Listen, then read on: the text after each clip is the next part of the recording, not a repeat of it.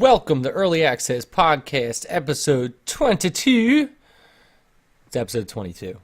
And I'm your host, Angelo, from earlyaccesspodcast.com and Early Access Podcast on YouTube.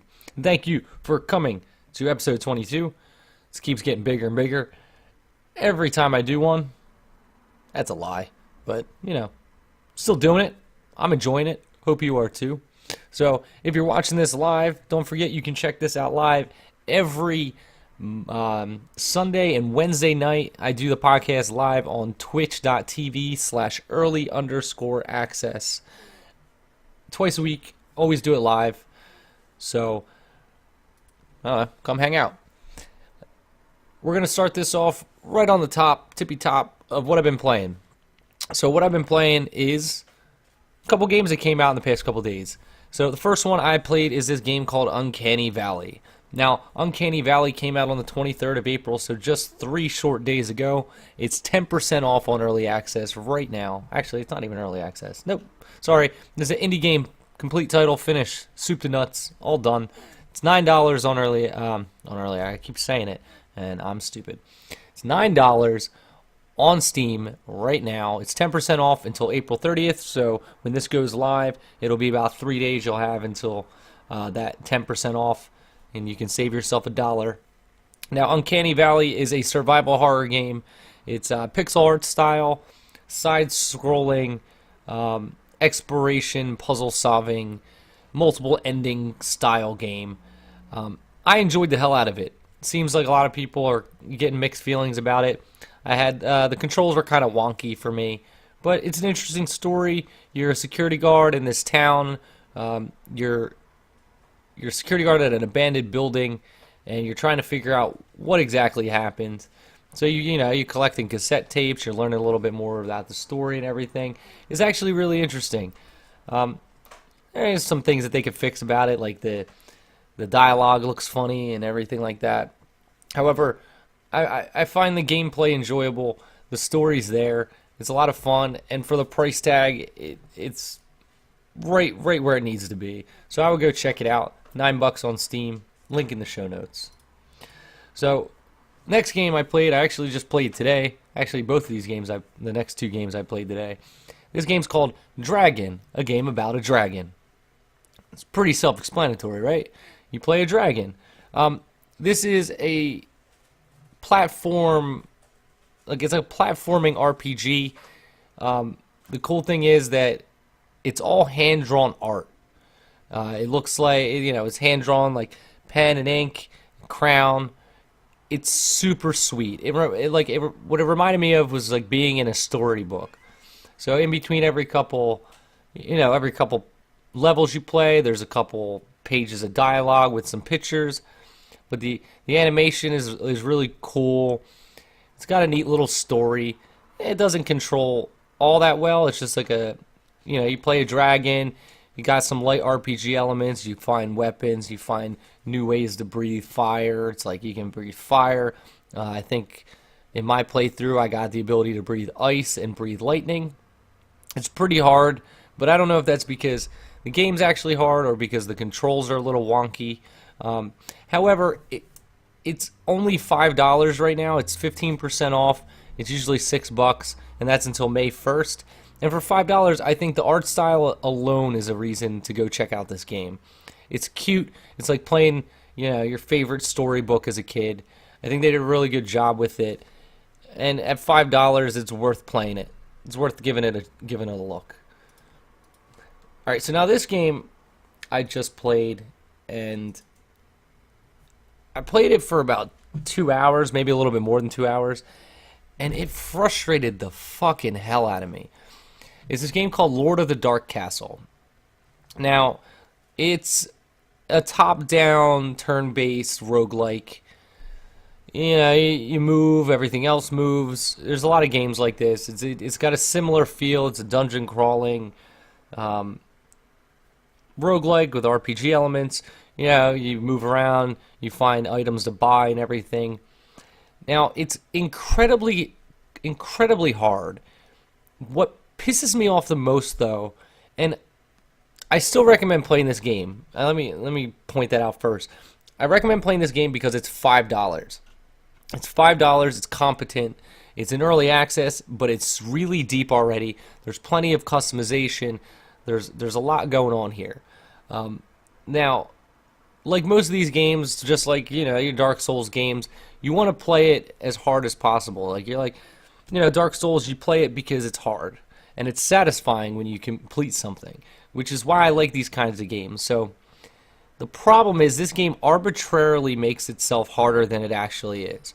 And what I mean by that is, for instance, you'll run across enemies with combination of abilities that just make it not fair. It's not that you're not doing something right, it's just that the game's doing something wrong. It doesn't make it hard. It's not a skill thing. It's just an RNG thing. So for instance, couple creatures that you run into pretty frequently in the early goings of the game are, you run into a bear that has first strike and knockback. Now first strike sounds exactly what it is. When you get within attack range of the bear, he gets to attack first. It's a fairly simple mechanic. It's used a lot. However, it does this every time you move within range. So it's not on the first encounter with the enemy. It's every time you get in the range. And then with knockback, what happens is he has a chance, pretty high chance, to knock you away from him. So what happens is you end up going into attack. He hits you first, but he hits you away from him a couple tiles. So you try to reposition yourself, but when you get back in the spot, he hits you again, knocks you back again. Now the only way around this is hopefully he misses and you get a couple hits in and you're able to kill him. If you can't though, he's going to kite the shit out of you and kill you.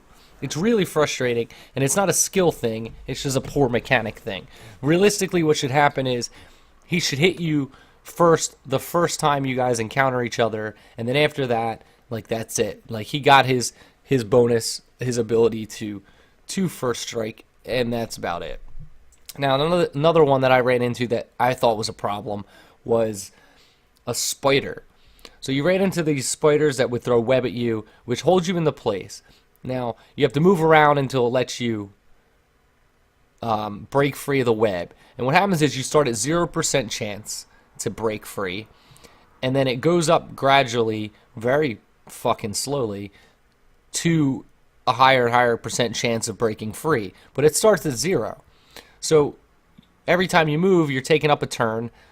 The spider's still hitting you, and you have a 0% chance, and every couple moves it's like 1%, 2%. So you're rolling dice. You're basically rolling a 100-sided die over and over again, trying to break free of this web. All the while, the fucking spider poisons you, and every time you take a turn, you take poison damage.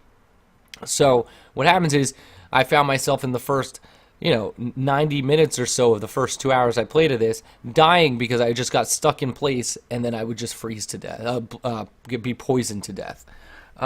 Again, not a skill thing, just a poor mechanic thing. However, I dropped the difficulty down to medium, and I could see how this game is enjoyable. And at the price point and it being an early access, I think a lot of these things might be worked out over time and give you an overall more enjoyable experience. So I would check it out. Play it on a lower difficulty until some of the kinks get worked out, because personally, I'm not a fan of things that are RNG hard and not skill hard. Like, I like games that take a lot of skill, not a lot of luck. And this is like, this has got too much luck right now. But I think at the price point, I think it's still, and how deep it is, I still think it's worth checking out. So go check it out. Alright, so that's going to bring us into new releases. I'm going to skip Lord of the Dark Castle because that just came out. Actually, it says the 20th, but actually, now I'm confused because it says the 20th, but I want to say it came out after that because I didn't mention this in the last episode. Let me double check real quick. Dragon also just came out. It says the 20th on the. I don't know. Steam confuses the shit out of me with this shit. I don't understand how it works because it says when you click on the store page, it says April 20th. However, when you look at the release dates, like the new releases by date, it says the 23rd. So I'm not really sure how they they do that stuff. Doesn't make any sense to me. However, whatever. All right, so that just came out for me anyway. And did I grab any of these other ones? No, I didn't. All right, so we'll start with this game called Galaside. Now, Galaside came out 2 days ago, and it's a early access title. It's 15% off right now. It's $8.50, usually $10, and it's a ship. It's hard to explain. It's like a shooter puzzle game. So, yeah, it's a side-scrolling shooter. You're a ship. You shoot. Pew, pew, pew. Pretty self-explanatory that way. And then you unlock abilities and new ships and stuff like that as you go. I think new ships. But the way it looks like, it's kind of like a hex-based puzzle game on one side. You're a ship on the other, and you're shooting your way through. And the whole point is you're trying to destroy colored connected blocks as you go to make your way further to the right. Looks interesting enough. Hopefully I get a copy of it, or I pick up a copy of it to review for you guys. But yeah, check that out. All right, I'm gonna talk about this game real quick. Crypt of the Necrodancer. Now it says it came out the 23rd. I think it. Oh, that's why I brought it up. Because it just left early access. That's what it was. Crypt of the Necrodancer just left early access. So it's April 23rd. It just came out. It's $11.24, 25% off. Usually $15. This is a hardcore roguelike rhythm game. I don't know what the hell that means. I haven't checked it out. But I just wanted to point out that this is one of many games that have left early access recently and joined the real world into full release. And congratulations to these guys over at Brace Yourself Games and Klee Entertainment, who, if I'm not mistaken, Klee is also the publisher of Don't Starve. Yes, it is. So good for these guys. I'm glad this game's released. And this also brings me to the title of this episode, which is Roguelike Weekend. Granted, you probably missed it by now if you're listening to this. If you're listening to it live, though, you probably didn't. But Steam was doing a roguelike sale this weekend. So, actually, it ends tomorrow morning at 10 a.m. So, if you listen to this as soon as it goes live, you might actually still have a chance to get in on some of the action. And I'm going to run down some of the games real quick.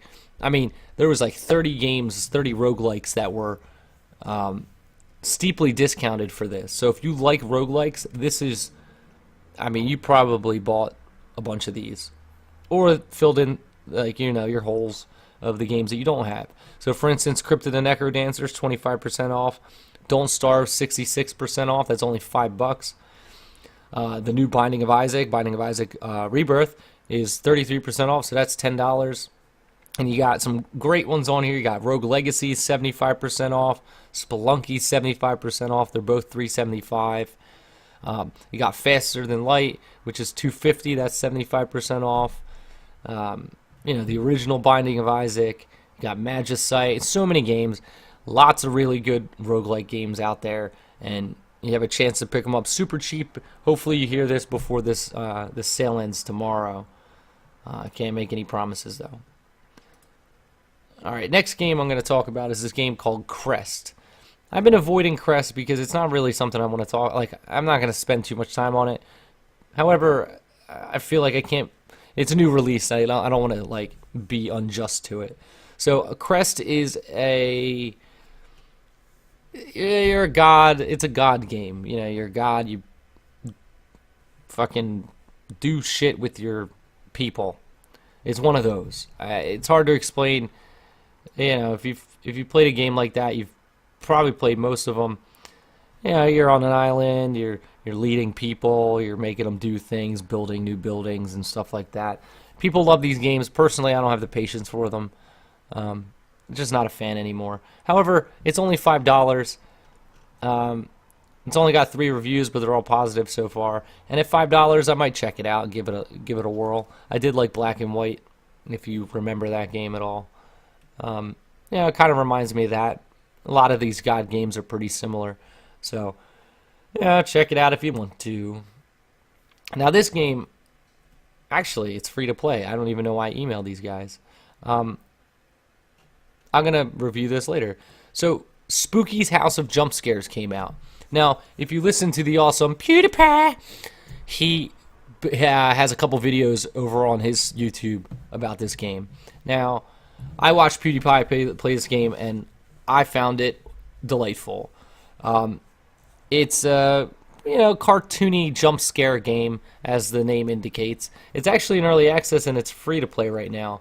However, you just move through rooms and try to. Sorry, don't mind the cop car or ambulance driving by. So yeah, you just move your way through from room to room and try not to get scared to death. It looks super cute. I think at free to play, it's the right price point, and I'm assuming. I don't know why it's like how it's free to play. Let me see. We would like to have the game out in early access sometime during the summer of this year. You can play up till room 760.